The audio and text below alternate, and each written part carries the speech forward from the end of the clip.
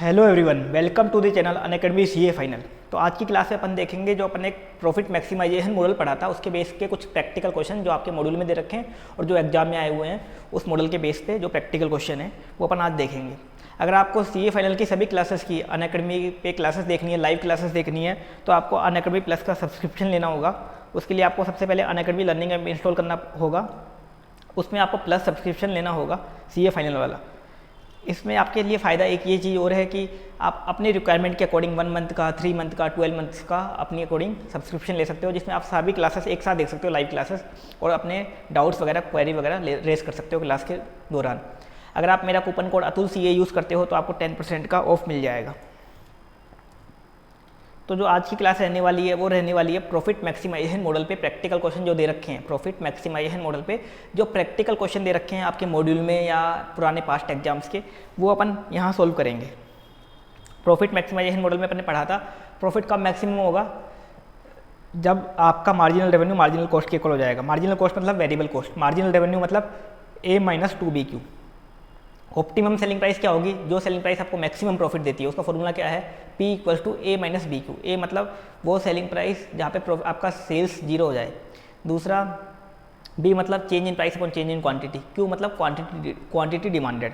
इससे आपका optimum selling price आ जाएगा। अब अपन पहला क्वेश्चन करते हैं। इसमें आपके मॉड्यूल का क्वेश्चन है, Sunny Limited has developed a new product which is about to be launch in the market. The variable cost of selling the product is ₹17 per unit. Variable cost कितनी दे रखी है? 17 per unit. The marketing department has estimated the sale price of 25। Estimated sale price कितनी है? 25। Annual demand कितनी दे रखी है? 10,000 यूनिट की।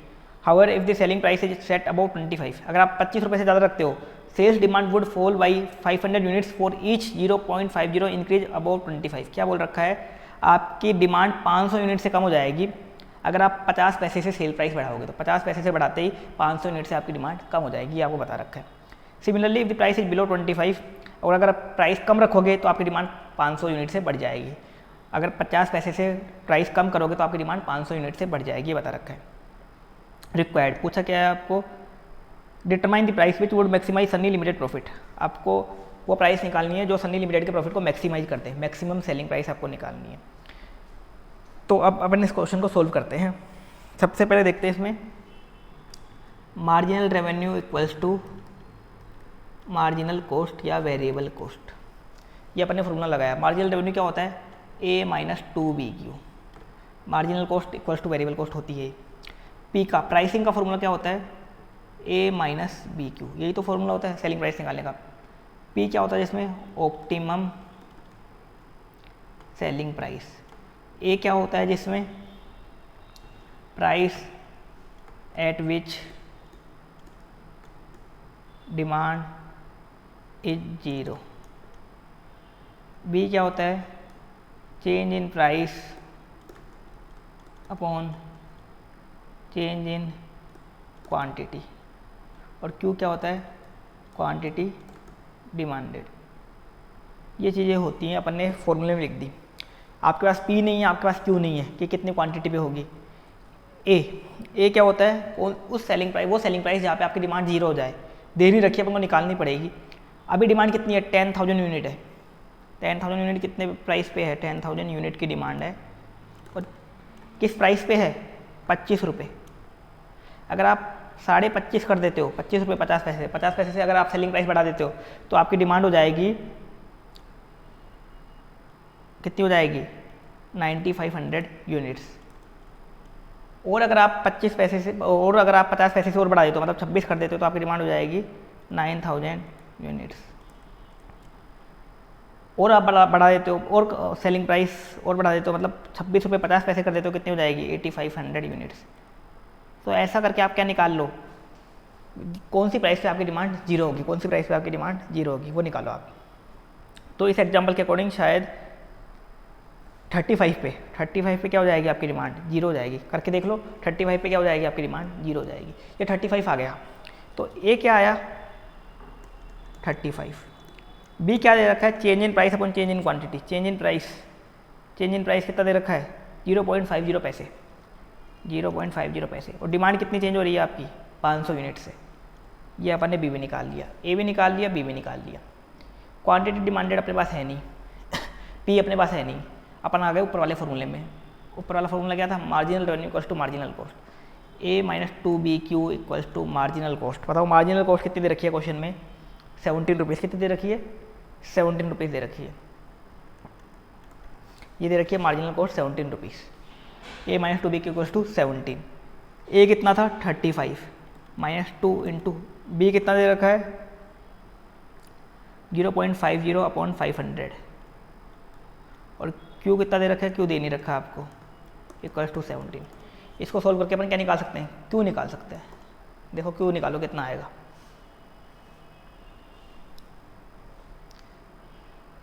इसको सोल्व करोगे तो क्यू आ जाएगा आपका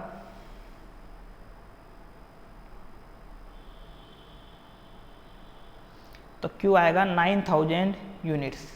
सोल्व कर लो, क्यू 9000 यूनिट्स आ रहा है इसमें। जो अपन ने एग्जांपल लिया था उसी में भी 9000 ही आया था, इसमें भी 9000 ही आ रहा है।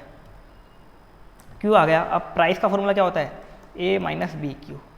पुट कर देते हैं इसमें, ए 35 है, बी कितना है 0.50 अपॉन 500 और क्यू कितना है 9000। करके देख लो इसको सोल्व, ये आएगा 26। एग्जाम्पल में 26 आई थी, इसमें भी 26 आ गई अपनी सेलिंग प्राइस। तो बेस्ट सेलिंग प्राइस क्या रहेगी आपके लिए 26। बेस्ट सेलिंग प्राइस 26 रहेगी, जहाँ पे आपका प्रॉफिट क्या हो जाएगा, मैक्सिमम हो जाएगा। ये था इसमें करना। तो ये इजी क्वेश्चन था, जो मैंने आपको एग्जाम्पल बताया था वैसा ही क्वेश्चन था ये।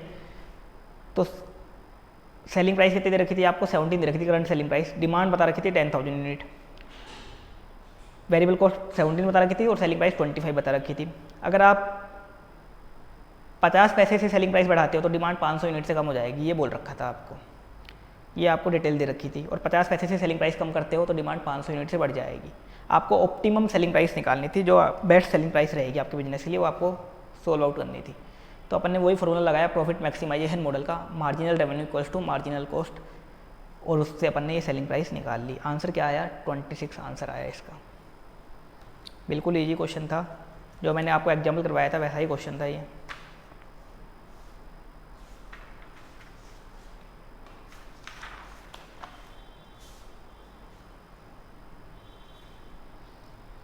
तो हो गया होगा ये क्वेश्चन।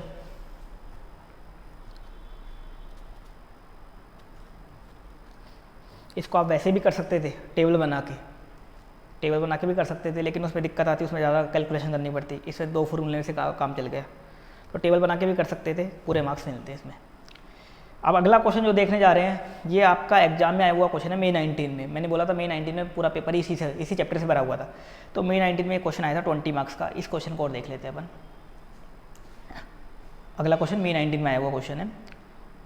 इस क्वेश्चन को स्टार्ट करते हैं। एक कंपनी है आम्बे लिमिटेड, ये leading company in the footwear industry. Ambe limited कौन सी कंपनी है, फुटवेयर इंडस्ट्री में है leading company. The company has 4 factories in different location with state of the art equipment. 4 factory company की। Due to competition in the market, company is continuously reviewing its product range and enhancing its existing product by developing new models to satisfy the demand of customer. तो company का competition बढ़ रहा है, तो company अपनी product range को बार बार review करती है ताकि अपने प्रोडक्ट को डेवलप कर सके, नए मॉडल मार्केट में ला सके, ताकि उसका कंपटीशन ना हो।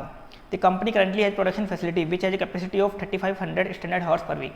कंपनी की कैपेसिटी कितनी है 3500 स्टैंडर्ड हावर्स पर वीक है ये कंपनी की प्रोडक्शन कैपेसिटी। इतनी कंपनी वर्क कर सकती है, इतने हावर्स कंपनी वर्क कर सकती है पर वीक कितने 3500 hours. Product comfort was introduce to the market 6 months ago and is now about to enter the maturity stage of its life cycle. एक प्रोडक्ट था कंफर्ट, 6 महीने पहले इंट्रोड्यूस हुआ था मार्केट में और अब वो मैच्योरिटी स्टेज में आ गया। 6 मंथ में इंट्रोडक्शन हो गई, ग्रोथ हो गई, मैच्योरिटी स्टेज में आ गया। However research by the marketing department indicate that demand of the product is comfort in the market is price sensitive.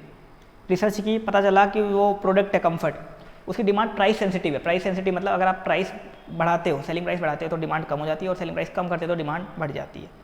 तो डिटेल बता रखी है आपको, सेलिंग प्राइस पर यूनिट दे रखी है और डिमांड के ऊपर। अगर आप सेलिंग प्राइस 1750 रुपये रखते हो, 1750, तो डिमांड कितनी होगी 550 यूनिट की। 1600 रुपये रखते हो तो डिमांड बढ़ जाएगी, 725 यूनिट बिकेंगी आपकी। 1525 रखते हो तो कितनी यूनिट बिकेंगी आपकी 1000 यूनिट। 1450 रखते हो तो कितनी यूनिट बिकेंगी 1150 यूनिट। और 1300 रखते हो सेलिंग प्राइस तो आपकी कितनी यूनिट बिकेंगी 1200 यूनिट। तो ये आपको बता रखा है सेलिंग प्राइस जो आपकी डिमांड है वो क्या है, प्राइस सेंसिटिव है। अगर आप सेलिंग प्राइस को कम करोगे तो डिमांड बढ़ जाएगी और सेलिंग प्राइस को बढ़ाओगे तो डिमांड आपकी कम हो जाएगी, ये बता रखा है। वेरिएबल कॉस्ट जो आ रही है आपकी वो आ रही है 750 रुपये। कितनी आ रही है वेरिएबल कॉस्ट? 750 रुपये। इसके बाद आपको दे रखा है standard hours use to manufacture 1 unit is 2 hours.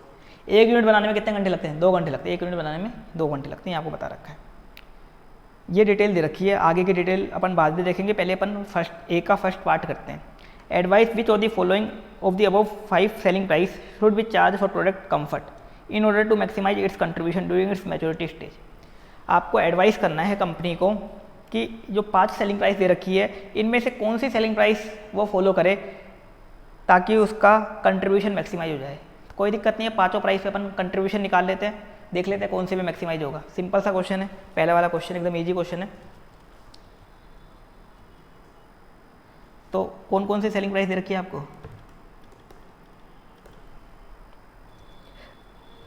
$1750 दे रखी है एक, दूसरी दे रखी है 1600, तीसरी दे रखी है 1525,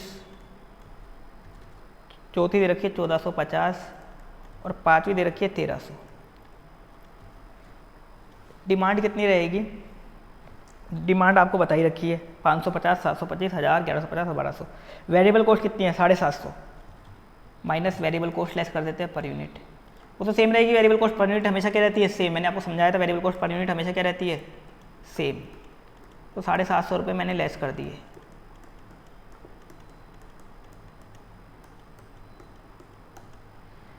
निकाल लो कितना आया कंट्रीब्यूशन। पहले केस में आ गया 1000, दूसरे केस में कितना आया निकालो एक बार आप। 1600 माइनस 750, 850 आ गया। तीसरे केस में 1525 माइनस 750, 775 आ गया। चौथे केस में 1450 माइनस 750, 700 आ गया। और पाँचवें केस में 1300 माइनस 750, 550 आ गया। ये आपका क्या आ गया? कंट्रीब्यूशन पर यूनिट आ गया। नंबर ऑफ यूनिट, कितनी यूनिट बिकेंगी क्वेश्चन में दे ही रखा है आपको। पहले केस में 550 यूनिट बिकेंगी, दूसरे में 725, तीसरे में 1000, चौथे में 1150 और पाँचवें केस में 1200 यूनिट आपकी सेल होंगी। इनको इंटू कर दो, ये आपका आ जाएगा टोटल कंट्रीब्यूशन। पहले केस में कितना आएगा? 5,50,000, ये पहले केस में आ जाएगा। दूसरे केस में कितना आएगा? 850 इंटू 725, 6,16,250, ये दूसरे केस में आ जाएगा। थर्ड केस में 775 इंटू 1000, 7,75,000 तीसरे केस में आ जाएगा। चौथे केस में 700 इंटू 1150, 8,05,000 इसमें आ जाएगा। और लास्ट केस में 550 इंटू 1200, 6,60,000 इसमें आ जाएगा। अब क्या पूछा था question? Advice which of the following above 5 price should be charge for product comfort in order to maximise its contribution during its maturity stage. तो कौन से प्राइस आप सेट करो ताकि इसका कंट्रीब्यूशन मैक्सिमाइज हो जाए। देखो कौन से सेलिंग प्राइस में कंट्रीब्यूशन मैक्सिमाइज है? इस वाली में, इसमें तो सबसे ज़्यादा कंट्रीब्यूशन। मतलब सेलिंग प्राइस क्या फिक्स करो आप? 1450 रुपये। 1450 रुपये सेलिंग प्राइस फिक्स कर दो, आपका कंट्रीब्यूशन क्या हो जाएगा? मैक्सिमाइज हो जाएगा। ये इसका आंसर था। इतना इजी क्वेश्चन था, कुछ भी नहीं करना था आपको, मैक्सिमम कंट्रीब्यूशन निकालना था और बता रहा था कौन सी सेलिंग प्राइस पे मैक्सिमम रहेगा। तो 1450 रुपये भी क्या रहेगा? ये मैक्सिमम रहेगा। इतना सा क्वेश्चन आपका करना था। May 19 में आया हुआ क्वेश्चन है ये। तो पहला क्वेश्चन तो बेसिक क्वेश्चन था एक। अब दूसरे में क्या पूछा है ये देखते हैं अपन। Calculate the number of units to be produce of product sports in order to utilize all of the spare capacity from your answer to one above and the selling price per unit of product sports during its growth stage। अब product sports के बारे में पूछा है, उसके लिए अपन को ये पैराग्राफ पढ़ना पड़ेगा। इसको पढ़ लेते हैं एक बार अपन।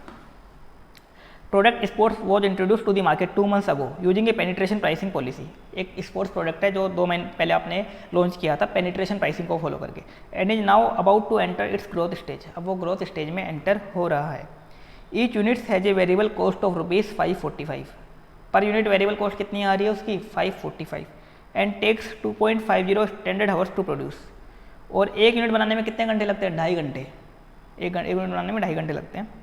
Market research has indicated that there is a linear relationship between its selling price and the number of units demanded of the form P equals to A minus BX। यहाँ इन्होंने प्रॉफिट मैक्सिमाइजेशन मॉडल लिख दिया P equals to A minus BX लिख के। At a selling price of ₹1000 per unit demand is expected to be 1000 units per week. अगर आप 1000 रुपये की सेलिंग प्राइस रखते हो तो डिमांड कितनी रहेगी 1000 यूनिट की। और अगर आप 100 रुपये से बढ़ा देते हो for every 100 increase in selling price the weekly demand will reduce by 200 unit. आपकी जो डिमांड है वो 200 यूनिट से क्या हो जाएगी, कम हो जाएगी। और अगर आप 100 रुपये से सेलिंग प्राइस कम कर देते हो तो डिमांड 200 यूनिट से बढ़ जाएगी। प्राइस सेंसिटिव डिमांड है, सेलिंग प्राइस कम करने पे बढ़ रही है, सेलिंग प्राइस बढ़ने पे डिमांड कम हो रही है और 200 यूनिट का फर्क पड़ रहा है। कितने की सेलिंग प्राइस पे, 100 रुपये से सेलिंग प्राइस कम ज़्यादा करोगे तो 200 रुपये से 200 यूनिट से डिमांड कम ज़्यादा हो जाएगी। ये आपको बता रखा है। अब आगे क्वेश्चन क्या पूछा है, calculate the number of units to be produce of product sports. कितनी यूनिट आप स्पोर्ट्स की बनाओ in order to utilise all of the spare capacity, ताकि आपकी जो स्पेयर कैपेसिटी है वो पूरी की पूरी काम आ जाए। फ्रॉम द आंसर टू 1, मतलब आपके पास देखो कितने घंटे अवेलेबल थे, 3500 आवर्स अवेलेबल थे, आवर्स अवेलेबल। एक वीक में कितने घंटे अवेलेबल थे आपके पास 3500 आवर्स, 3500 घंटे अवेलेबल थे। आपको क्वेश्चन में दे रखा था स्टार्टिंग में, the company currently has a production facility which has a capacity of 3500 standard hours per week. एक वीक में 3500 घंटे अवेलेबल थे। ये आपको वीक का डिटेल दे रखा था प्रोडक्ट कंफर्ट का। आपने कंफर्ट की कितनी यूनिट बनाई, देखो यहाँ पे 1150 यूनिट, 1150 यूनिट बनाई ना। सेलिंग प्राइस 1450 रखोगे तो कितनी यूनिट बिकेंगी, 1150 यूनिट बिकेंगी। तो कंफर्ट की कितनी बनाई आपने, 1150 यूनिट बनाई। और कंफर्ट बनाने में कितने घंटे लगते हैं, एक यूनिट बनाने में 2 घंटे लगते हैं। ये बोल रहा है कि कितनी स्पेयर कैपेसिटी जो बच गई आपकी, पॉइंट 1 को यूज़ करके, पॉइंट 1 में जो आपने किया उसको यूज़ करके जो आपकी स्पेयर कैपेसिटी बन गई, बच गई।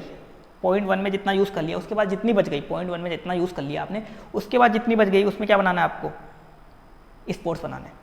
तो कंफर्ट की आपने कितनी यूनिट बनाई, 1150। पॉइंट 1 में 1150 ही तो बनाई थी, सेलिंग प्राइस 1450 रख के 1150 बनाई। एक यूनिट को 2 घंटे लगते हैं, तो 1150 यूनिट में कितने घंटे लगे होंगे, minus used in comfort. Comfort product में कितना यूज़ कर लिया आपने, 1150 यूनिट इंटू 2, मतलब कितना यूज़ कर लिया, 2300 हर्ट्ज आपने यूज़ कर लिए। रिमेनिंग कितने बचे, 1200 हर्ट्ज, ये आपके रिमेनिंग हर्ट्ज बचे। अब 1200 आवर्स आपके रिमेनिंग बचे, तो 1200 आवर्स में आपकी स्पोर्ट्स की कितनी यूनिट बनेंगी ये पूछा है पहला तो ताकि स्पेयर कैपेसिटी जो है आपकी स्पेयर कैपेसिटी वो पूरी की पूरी काम आ जाए। देखो स्पोर्ट्स बनाने में कितने घंटे लगते हैं, एक यूनिट बनाने में 2.5 घंटे। एक यूनिट बनाने में कितने लगते हैं, ईच यूनिट टेक्स 2.5 आवर्स, 2.5 घंटे लगते हैं एक यूनिट बनाने में। तो 1250 आवर्स में कितनी यूनिट्स बनेंगी, number of units of sports कितने बन जाएगा स्पोर्ट्स, 1200 डिवाइड बाई 2.5 आवर कर दो, 1200 डिवाइड बाई 2.5 बन जाएंगी 480 यूनिट्स। कितनी यूनिट बन जाएंगी, 480 यूनिट बन जाएंगी। किसकी, प्रोडक्ट स्पोर्ट्स की कितनी यूनिट बन जाएंगी, 480 यूनिट आप बना सकते हो। मैक्सिमम कितनी यूनिट बना सकते हो, 480, क्योंकि आपने बाकी तो किस में काम में ले ली, कंफर्ट बनाने में। कंफर्ट की 1150 यूनिट बनाने में आपने 2300 घंटे काम में ले लिए, 1200 घंटे अवेलेबल है। 1200 घंटे में आप कितनी यूनिट बना सकते हो, 480 यूनिट्स बना सकते हो। ये आपने निकाल लिया। अब आगे क्या पूछा है, and the selling price per unit of product sports. आपको सेलिंग प्राइस भी निकालनी है, यूनिट्स तो निकाल लिया आपने, अब सेलिंग प्राइस भी निकालनी है। अब सेलिंग प्राइस निकालनी है, ये नहीं बोल रहा कि आपको ऑप्टिमम सेलिंग प्राइस निकालनी है, ये नहीं बोल रहा, आपको बस नॉर्मल जो सेलिंग प्राइस है वो निकालनी है। अब वो सेलिंग प्राइस कैसे निकालोगे, ये दे दिया आपको, 480 यूनिट्स आ गई। सेलिंग प्राइस निकालने का अपने तरीका देखा था, A equals to P equals to A minus B Q, यही तो फॉर्मूला देखा था। P क्या होती थी, सेलिंग प्राइस, A क्या होता था, quantity eight which demand is 0, B क्या होता था, change in price upon change in quantity, और Q क्या होता था, क्वांटिटी डिमांडेड। यहाँ आपको खाली सेलिंग प्राइस निकालनी है। अगर ऑप्टिमम सेलिंग प्राइस निकालनी होती तो आपको MR को MC के इक्वल करना होता, मार्जिनल रेवेन्यू को मार्जिनल कॉस्ट के इक्वल करना होता। यहाँ सेलिंग प्राइस निकालनी है, डायरेक्ट सेलिंग प्राइस निकालते अपन। देखो क्वेश्चन में ए क्या आएगा, स्पोर्ट्स प्रोडक्ट का ए क्या आएगा। देखो इसकी डिमांड अभी कितनी है, 1000 यूनिट्स है। 1000 की सेलिंग प्राइस की डिमांड कितनी है, 1000 यूनिट्स है। 1000 यूनिट्स की डिमांड है, सेलिंग प्राइस क्या है 1000। लेकिन अगर आप 100 रुपये से सेलिंग प्राइस बढ़ा देते तो डिमांड 200 से कम हो जाती है, मतलब डिमांड 800 यूनिट हो जाएगी अगर आप कितनी कर दोगे सेलिंग प्राइस, 100 रुपये बढ़ा दोगे तो, प्लस 100 कर दोगे तो, प्लस 100 और कर दोगे तो कितनी हो जाएगी 600, प्लस 100 और कर दोगे तो कितनी हो जाएगी 400, प्लस 100 और कर दोगे तो 200, और प्लस 100 और करते ही डिमांड हो जाएगी आपकी 0। तो मतलब कौन सी सेलिंग प्राइस पे डिमांड 0 हो जाएगी आपकी, देख लो 1500 रुपये पे आपकी डिमांड क्या हो जाएगी, 0 हो जाएगी स्पोर्ट्स की। अगर आप 1500 सेलिंग प्राइस कर देते हो डिमांड कितनी हो जाएगी 0।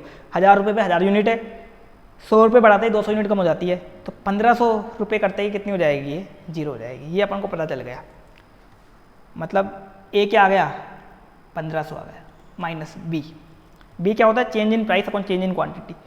कितनी प्राइस में चेंज करने से क्वांटिटी चेंज हो रही है, 100 रुपये चेंज करने से 200 रुपये की क्वांटिटी चेंज हो रही है, 100 रुपये चेंज करने से 200 रुपये की क्वांटिटी चेंज हो रही है। तो बी कितना आ गया 100 upon 200, change in price upon change in quantity. Quantity demanded कितनी है, कितनी यूनिट बना सकते हो आप, 480 यूनिट इंटू 480 कर दो, ये आपकी आ जाएगी सेलिंग प्राइस। यहाँ ऑप्टिमम सेलिंग प्राइस निकलवाता तो अपन को क्वांटिटी डिमांडेड निकालना पड़ता, क्या लगा के MR इक्वल्स टू MC लगा के आपको क्या निकालना पड़ता है, क्वांटिटी डिमांडेड निकालना पड़ता। लेकिन ये ऑप्टिमम सेलिंग प्राइस नहीं निकलवा रहा, क्यों नहीं निकलवा रहा, आप ये MR इक्वल्स टू MC लगा के देखना 950 1000 यूनिट आती है, इतनी यूनिट आप बना ही नहीं सकते, तो ऑप्टिमम कैसे निकालोगे, इतनी यूनिट आप बना ही नहीं सकते। तो सेलिंग प्राइस कितनी आ गई, निकाल लो इसको आप सोल्व करके। सेलिंग प्राइस आ जाएगी आपकी 1260 रुपये आ जाएगी, ये आ जाएगी आपकी सेलिंग प्राइस। ये आप सेलिंग प्राइस फिक्स कर दोगे। तो इस क्वेश्चन में ये स्पेशल क्वेश्चन था, इसमें क्या निकलवाया, पहले तो बोला कि आपने जो पॉइंट 1 में कंफर्ट बनाया है उसके बाद जितने हॉर्स आपके पास बच गए उन हॉर्स में आप क्या बना दो, स्पोर्ट्स बना दो जितनी यूनिट बनती है। फिर उस जितनी यूनिट बनी उनकी सेलिंग प्राइस फिक्स कर दो, जितनी यूनिट बनी उनकी सेलिंग प्राइस फिक्स कर दो। ऑप्टिमम सेलिंग प्राइस फिक्स करने के लिए नहीं बोल रहा, आप क्या कर दो, नॉर्मल सेलिंग प्राइस फिक्स कर दो, क्योंकि यहाँ पे आपके पास हॉर्स की कमी है। किसकी कमी है, हॉर्स की कमी है। अगर हॉर्स की कमी नहीं होती तो ये ऑप्टिमम सेलिंग प्राइस को फिक्स करने के लिए बोल देता, लेकिन यहाँ ऑप्टिमम नहीं बोल रहा, खाली आपको सेलिंग प्राइस फिक्स करनी है। ऑप्टिमम करनी होती तो आपको क्या करना पड़ता, MR इक्वल्स टू MC करना होता, MR इक्वल्स टू MC। अब MR इक्वल्स टू MC करते हैं, मैं आपको करके दिखाता हूँ। देखो एक बार, यहाँ वेरिएबल कॉस्ट कितनी आ रही है इसकी, 545 रुपये आ रही है स्पोर्ट्स की। कितनी आ रही है, 545 रुपये आ रही है। MR क्या होता है, A माइनस 2BQ, यही तो होता है। A अपना आया था 1500 माइनस 2, B कितना था 100 अपॉन 200, Q अपन को पता है ही नहीं। सोल्व करो इसको, कितना आएगा, ये आ जाएगा 1500 माइनस 545,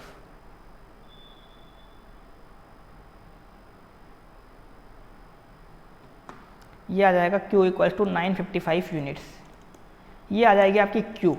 अगर अपन ये करते तो अब 955 यूनिट्स तो आ गई आपकी, लेकिन आप इतनी यूनिट बना ही नहीं पाओगे क्योंकि आपकी कैपेसिटी नहीं है। कैपेसिटी कितनी यूनिट बनाने की है, 480 यूनिट। इस कारण इसने क्वेश्चन में ऑप्टिमम सेलिंग प्राइस नहीं निकलवाई। क्या निकलवाई आपको, ओनली 480 यूनिट पे क्या सेलिंग प्राइस रहेगी ये निकलवा दी इसने।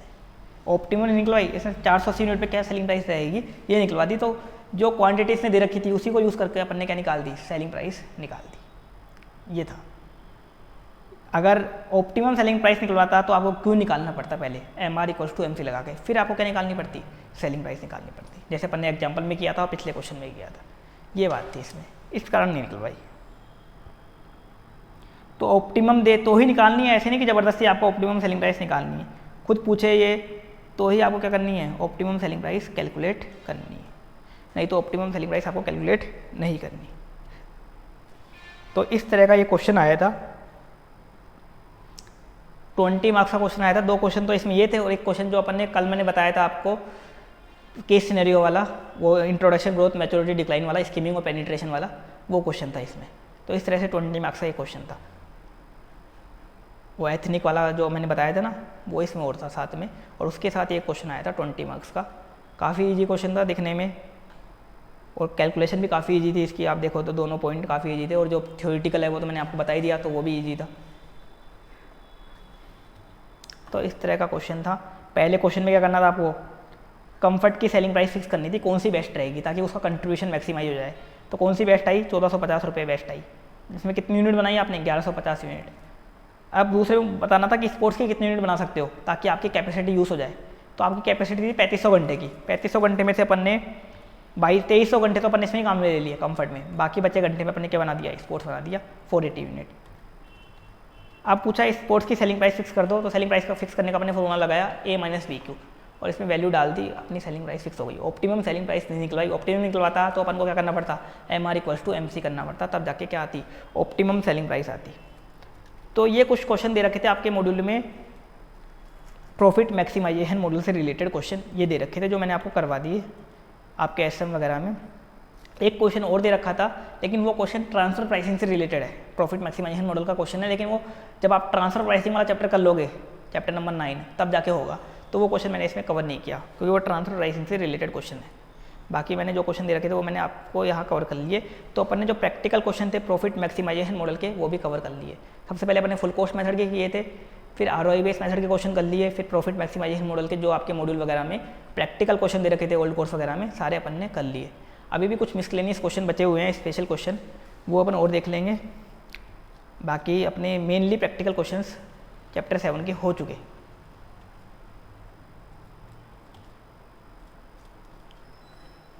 अब आपको एग्जाम में टेबल वगैरह बनाने की रिक्वायरमेंट नहीं है। जैसे मान लो आपको ये लिखना है, तो ऐसा नहीं कि टेबल बना के आप दिखाओ। अगर आप ऐसा भी करोगे तो पूरे मार्क्स मिलेंगे। अगर मान लो आप ऐसे लाइन खींचते हो तो उसकी रिक्वायरमेंट नहीं है, इससे आपका टाइम बर्बाद होगा लाइन वगैरह खींचने से। कुछ नहीं करना, आपको डायरेक्ट लिखना है, पूरे मार्क्स मिलेंगे। बाकी मैं मेरी सर्टिफाइड कॉपी का एनालिसिस करूँगा, तब आपको पता भी चल जाएगा कि लाइन वगैरह के मार्क्स नहीं होते, कंटेंट के मार्क्स होते हैं, जो आंसर होता है इनके मार्क्स होते हैं, ना कि इन लाइन हो गए। तो ये अपन ने क्वेश्चंस कर लिए काफ़ी सारे। Thank you.